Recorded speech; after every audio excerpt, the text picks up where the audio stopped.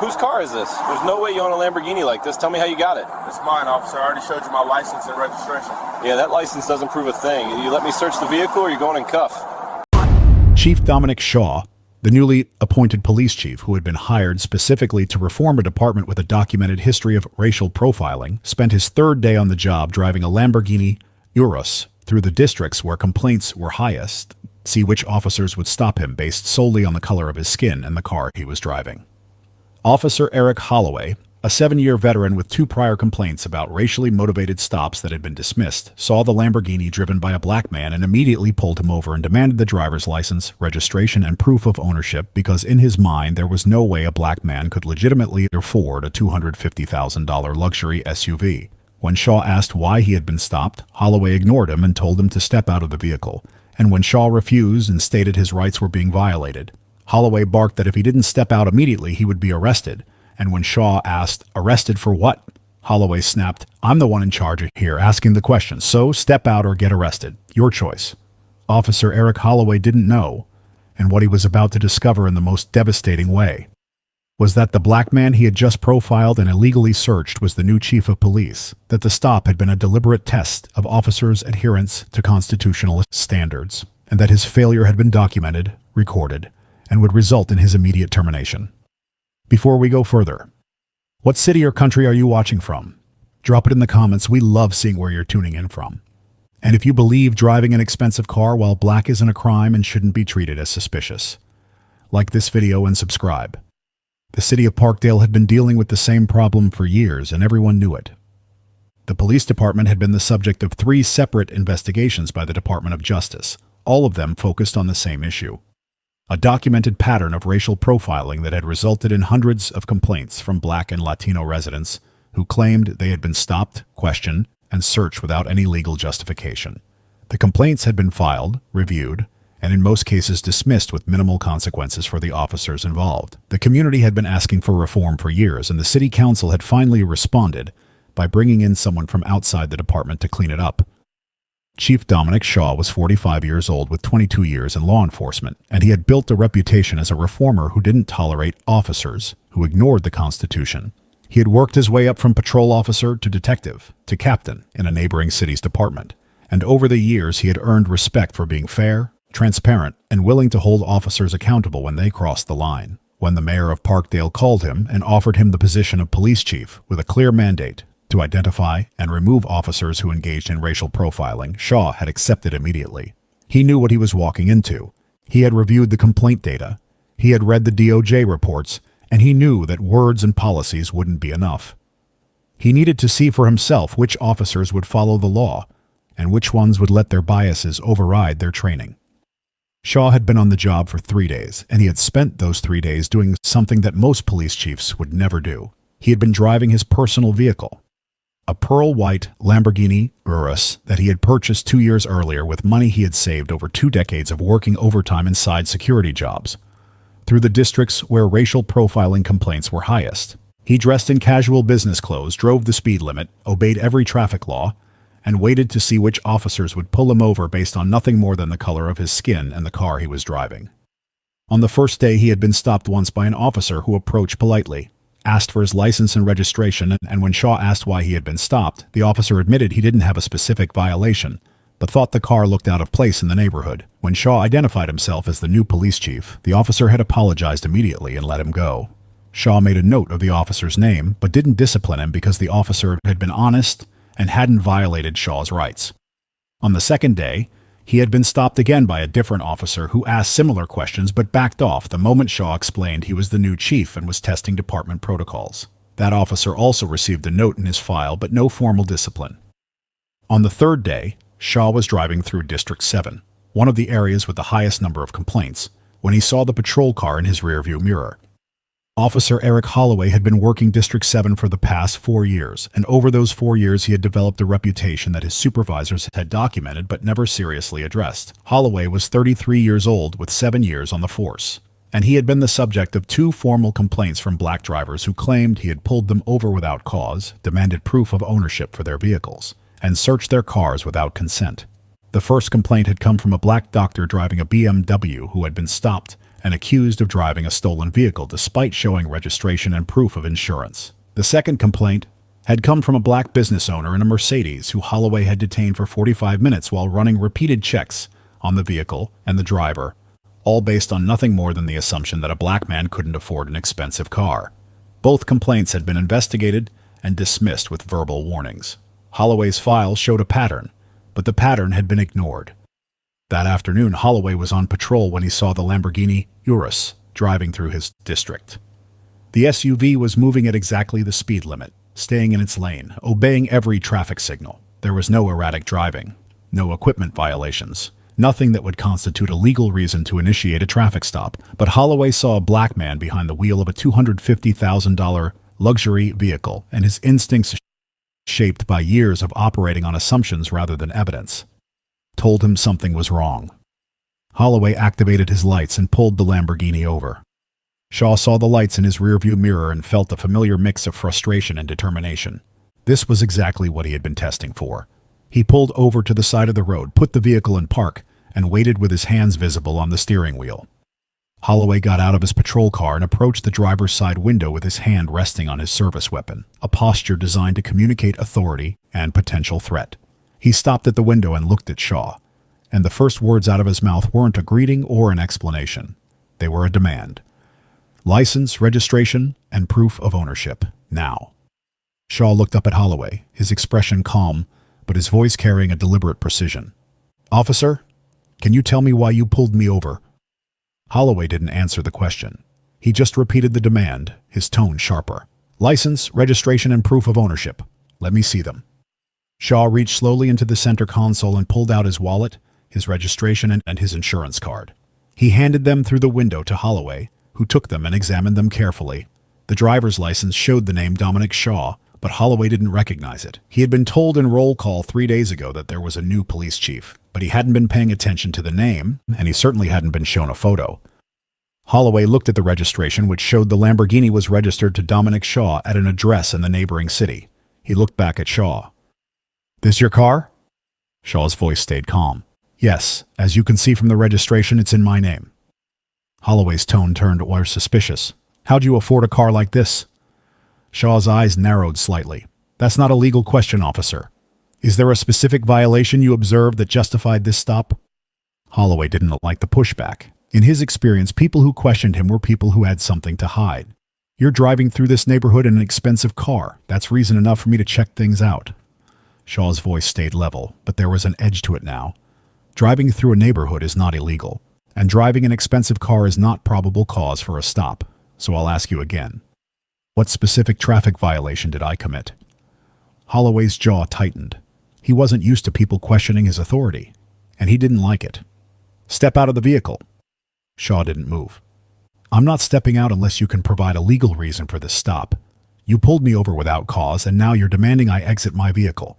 That's a violation of my Fourth Amendment rights."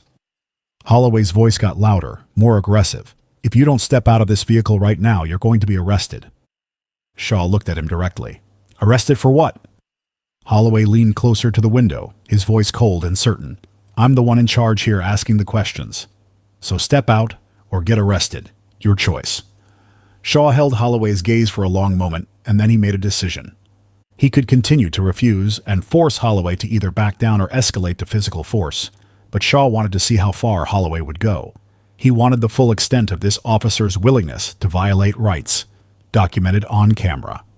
Shaw opened the door and stepped out of the Lamborghini, his movements slow and deliberate, his hands visible at all times. As he stood on the side of the road, he spoke clearly and loudly enough that Holloway's body cam would pick up every word. "For the record, I am stepping out of this vehicle under protest. I have not committed any traffic violation. I have not consented to this stop, and I am clearly stating that I do not consent to any search of my person or my vehicle." Holloway ignored him. "Put your hands on the hood." Shaw complied, placing his hands on the hood of the Lamborghini while Holloway patted him down. Finding nothing, Holloway stepped back and looked at the SUV. "I'm going to search your vehicle." Shaw's voice was firm. "I do not consent to a search. You have no probable cause." Holloway smirked. "I've got plenty of cause, expensive car, suspicious behavior, that's enough." Shaw shook his head. Neither of those things constitute probable cause under the Fourth Amendment. I am clearly and explicitly stating that I do not consent to any search. Holloway walked to the passenger side of the Lamborghini and opened the door anyway. He searched the glove compartment, the center console, under the seats. He found nothing. Then he walked to the back of the vehicle and popped the trunk. Inside the trunk was a black leather briefcase, a gym bag, and nothing else. Holloway pulled the briefcase toward him and opened it without hesitation, ignoring the fact that searching a closed container without consent or a warrant was yet another constitutional violation. The briefcase contained several documents with the official Parkdale Police Department seal at the top. Holloway picked up the first document and started reading. Termination notice. Officer name, Eric Holloway. Badge number, 4127. Reason for termination. Violation of Fourth Amendment rights, conducting unlawful stop and search. Racial profiling. Pattern of dismissed complaints. Indicating bias-based policing. Effective date. Today's date. Signed, Chief Dominic Shaw. Holloway stared at the document. He read it once, then read it again. His hands started shaking. He looked at the signature at the bottom, then looked up at Shaw standing beside the Lamborghini. His face went pale and his mouth opened, but no words came out.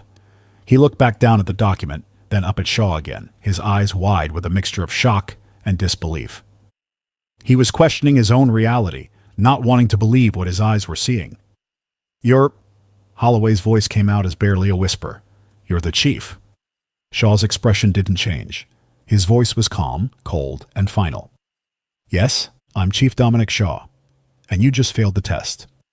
Officer Eric Holloway stood at the back of the Lamborghini Urus, holding his own termination letter in his shaking hands, and the reality of what he had just done was crashing down on him with a weight that made it hard to breathe. He looked at Chief Dominic Shaw, then back at the document, then at Shaw again, his brain still trying to process how this could be happening. "Sir, I didn't know who you were. I was just doing my job. I thought—" Shaw cut him off, his voice calm, but carrying an authority that made Holloway go silent immediately. "You thought what, Officer Holloway? You thought that a black man driving an expensive car must have stolen it? You thought that driving through a neighborhood was probable cause for a stop? You thought that refusing consent to a search meant you could search anyway?" Holloway tried to find words that would make this situation salvageable, but everything that came to mind sounded like an excuse. "The car looked out of place. I was being cautious. I've made stops like this before and found—" "Found what?" Shaw interrupted again. "Let me guess. You've stopped other black men in expensive cars, demanded proof of ownership, searched their vehicles without consent, and most of the time you found nothing. But you kept doing it anyway because in your mind, a black man with money must be a criminal." Holloway's face flushed. "That's not what I was thinking." Shaw reached into his pocket and pulled out his phone. He had been recording audio from the moment Holloway had approached his window, and the entire interaction was captured. "I have you on recording demanding my license, registration, and proof of ownership without stating a reason for the stop. I have you threatening to arrest me when I asked what I was being arrested for. I have you searching my vehicle after I explicitly stated I did not consent. All of that is documented." Holloway looked at the phone, and the last bit of hope that he might be able to explain his way out of this situation disappeared. "Sir, please, I have a family. I've been on the force for 7 years. I made a mistake, but—" Shaw's expression didn't soften. "This wasn't a mistake. This was a pattern. I reviewed your personnel file before I took this job. You've had 2 formal complaints in the past 4 years, both from black men driving expensive cars. Both involved the same behavior you just demonstrated with me. Both complaints were dismissed with verbal warnings, and you kept doing it because no one had ever held you accountable." Holloway's voice got desperate. "Those complaints were investigated. They cleared me." "Cleared you doesn't mean you were right," Shaw said. "It means the department didn't want to deal with the problem. But I'm not that kind of chief. I told the mayor I would clean up this department, and that's exactly what I'm doing." Shaw took the termination letter from Holloway's hands and placed it back in the briefcase. Then he pulled out his radio and called for a supervisor. "This is Chief Shaw. I need a sergeant to respond to my location immediately. I have an officer who just conducted an unlawful stop and search, and I'm relieving him of duty." The dispatcher's voice came back confused. "Chief Shaw, can you repeat that?" "You heard me correctly. Send a supervisor to my location, now." Holloway stood there frozen, still trying to process what was happening. "You're firing me right here, on the side of the road?"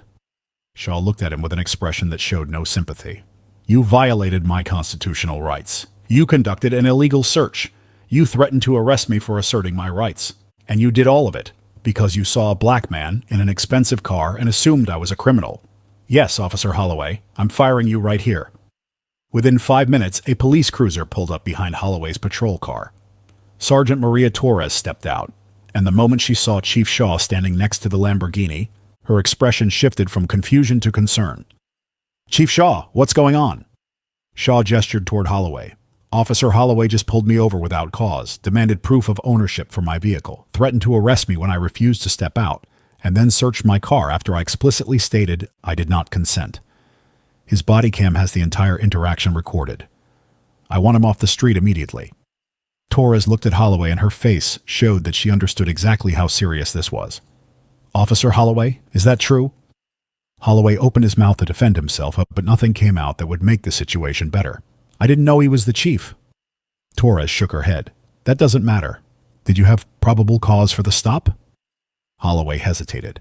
He was driving an expensive car in this neighborhood. It looked suspicious. Torres closed her eyes for a moment like she couldn't believe what she was hearing.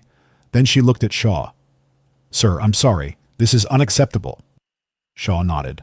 Officer Holloway is suspended effective immediately. I want his badge, his weapon, and his body cam secured as evidence. He's not to return to duty pending the outcome of a formal investigation. Torres turned to Holloway. Badge and weapon, now. Holloway's hands were still shaking as he unclipped his badge from his uniform and handed it to Torres. Then he unholstered his service weapon, cleared it, and handed that over as well. The look on his face was a mixture of shock, humiliation, and the slow realization that his career was over. Shaw looked at Torres. I'll be filing a full report when I get back to headquarters. Make sure his body cam footage is preserved and logged as evidence. Torres nodded. Yes, sir. Shaw got back into his Lamborghini, started the engine and drove away, leaving Holloway standing on the side of the road with no badge, no weapon, and no future in law enforcement. Chief Dominic Shaw walked into the Parkdale Police Department headquarters 2 hours after leaving Officer Eric Holloway standing on the side of the road. And the first thing he did was call an emergency meeting with the command staff. Within 30 minutes, every sergeant, lieutenant, and captain in the building was sitting in the conference room waiting to hear why the new chief had summoned them with such urgency. Shaw stood at the head of the table with a laptop connected to the projector, and he didn't waste time with pleasantries or introductions. He opened the laptop, pulled up the body cam footage from Holloway's stop, and pressed play. The room went silent as the video showed Holloway approaching the Lamborghini, demanding identification and proof of ownership without stating a reason for the stop, ignoring Shaw's questions about the legal basis for the detention, and then threatening arrest when Shaw refused to step out of the vehicle. The audio captured every word clearly, including Holloway's statement that he was in charge and Shaw's choice was to step out or get arrested. Then the footage showed the search. Shaw's voice on the recording, clear and explicit, stating multiple times that he did not consent to any search. Holloway ignoring him completely and searching the vehicle anyway. The moment when Holloway opened the trunk, pulled out the briefcase, and found his own termination letter. When the video ended, Shaw looked around the table at the faces of his command staff. Some looked shocked. Others looked uncomfortable. A few looked like they had been expecting something like this. Shaw spoke, his voice calm, but carrying a weight that made it clear this was not a discussion. Officer Eric Holloway pulled me over this afternoon without a probable cause. He demanded proof of ownership for my vehicle based solely on the fact that I am a black man driving an expensive car. He threatened to arrest me for asserting my Fourth Amendment rights, and he conducted an illegal search after I explicitly refused consent. Everything you just saw is documented on his body cam and on my personal recording. One of the captains, a man named Richard Brennan who had been with the department for 23 years, cleared his throat. Chief, with all due respect, did you set Officer Holloway up? I mean, you were driving that car specifically to see if someone would stop you. Shaw turned to face him directly. I drove a legally owned vehicle through a public street while obeying every traffic law. If that's a setup, then every person in this city is setting up officers every time they leave their house. Holloway had a choice. He could have driven past me. He could have followed me to see if I committed an actual violation. But instead he pulled me over based on bias. And when I asserted my rights, he violated them. That's not a setup. That's a test of whether an officer will follow the law. And Holloway failed. Shaw pulled up another document on the screen. It was Holloway's personnel file, and highlighted in yellow were the 2 prior complaints that had been filed against him over the past 4 years. Complaint 1, Shaw read aloud. Dr. James Patterson, black male, age 41, driving a BMW, stopped by Officer Holloway without cause. Holloway demanded proof of ownership and searched the vehicle without consent. Dr. Patterson filed a formal complaint. The complaint was investigated and dismissed with a verbal warning to Holloway. No further action taken. Shaw moved to the next highlighted section. Complaint 2. Marcus Green, black male, age 37, driving a Mercedes. Stopped by Officer Holloway without cause. Holloway accused him of drug trafficking, detained him for 45 minutes and searched his vehicle without consent. Green filed a complaint. It was investigated and dismissed with another verbal warning. No further action taken. Shaw looked around the table again. 2 complaints, both describing the exact same behavior I experienced today. Both dismissed, and Holloway kept doing it because no one in this department held him accountable. That stops now. Another lieutenant, a woman named Jennifer Reyes, spoke up. Chief, are you terminating him based on this one stop, or are you using the prior complaints as justification? Shaw's answer was immediate and precise. I'm terminating him because he violated the constitutional rights of a citizen today. The prior complaints show that this wasn't an isolated incident. It was a pattern. A pattern this department documented and ignored. I'm not ignoring it. He closed the laptop and looked at the command staff. I was hired to reform this department. The mayor made it very clear that the community has lost trust in us because officers like Holloway have been allowed to operate without consequences. I've been on the job for 3 days and I've already been stopped 3 times. The first 2 officers backed off when I identified myself. Holloway didn't. He escalated. He violated my rights. And he would have done the same thing to any other black man in that car. The only difference is that I had the authority to hold him accountable. Shaw paused and let that sink in. I'm holding a press conference tomorrow morning. I'm going to show the body cam footage. I'm going to explain why Holloway was terminated. And I'm going to make it very clear that this department will no longer tolerate officers who profile people based on race. If any of you have a problem with that, you can submit your resignation now. No one spoke. The room stayed silent. Shaw picked up his laptop. Meeting adjourned. Get back to work. As the command staff filed out of the conference room, Shaw sat down and opened his email. There was already a message from the police union representative requesting a meeting to discuss Holloway's termination and the possibility of arbitration. Shaw typed a response. Arbitration is Holloway's right under the union contract, but the evidence is clear and the termination will be upheld. If you want to meet, my office is open. He hit send, closed the laptop, and leaned back in his chair. Tomorrow, the whole city would know what had happened, and the message would be clear. Racial profiling would no longer be tolerated in Parkdale. Chief Dominic Shaw held the press conference the next morning at 10 a.m., and every local news station in the city sent reporters and cameras to cover it. Shaw stood at the podium in full uniform with the Parkdale Police Department seal behind him, and he didn't sugarcoat what had happened or try to spin it into something it wasn't. He told the truth. Yesterday afternoon, I was pulled over by Officer Eric Holloway while driving my personal vehicle through District 7. I was obeying all traffic laws. I committed no violations. Officer Holloway stopped me without probable cause, demanded proof of ownership for my vehicle, threatened to arrest me when I asked what I was being arrested for, and then searched my car after I explicitly stated I did not consent. All of this was captured on his body cam, and I'm releasing that footage to the public today. The footage played on the screen behind him, and the room full of reporters watched in silence as Holloway pulled Shaw over, demanded documents, ignored Shaw's questions, threatened arrest, and conducted an illegal search. When the video showed Holloway opening the briefcase and finding his own termination letter, there were audible reactions from the journalists in the room. Shaw continued, Officer Holloway has been terminated effective immediately. His termination is based on his violation of my Fourth Amendment rights, his use of racial profiling as justification for a stop, and a documented pattern of similar behavior over the past 4 years. This department has ignored complaints like this for too long. That ends now. The press conference made national news within hours. The headlines were brutal and accurate. New police chief fires officer who racially profiled him. Cop finds own termination letter after illegal search of chief's car. Body cam shows officer threatening chief with arrest during unconstitutional stop. Officer Eric Holloway, through his union representative, filed for arbitration claiming wrongful termination and arguing that the stop had been a legitimate use of his discretion. The arbitration hearing took place 6 weeks later, and Holloway's attorney argued that Shaw had entrapped him by deliberately driving an expensive car through a high-crime area to provoke a stop. The arbitrator, a retired judge with 30 years of experience, reviewed the body cam footage, the personnel files showing Holloway's prior complaints and Shaw's testimony. The decision came back 3 days later and was unequivocal. The termination was upheld. The arbitrator's written decision stated that Holloway had conducted a stop without reasonable suspicion, had threatened arrest without legal justification, and had searched a vehicle after being explicitly denied consent. The decision also noted that Holloway's prior complaints showed a clear pattern of racially biased policing that the department had failed to address. Eric Holloway was 33 years old with 7 years of law enforcement experience, and his career was over. He applied to other police departments in neighboring cities, but every background check revealed his termination for constitutional violations and racial profiling. No agency would hire him. He eventually found work in private security, making half of what he had earned as a police officer, and his name remained permanently attached to the case as it was used in police training programs across the country.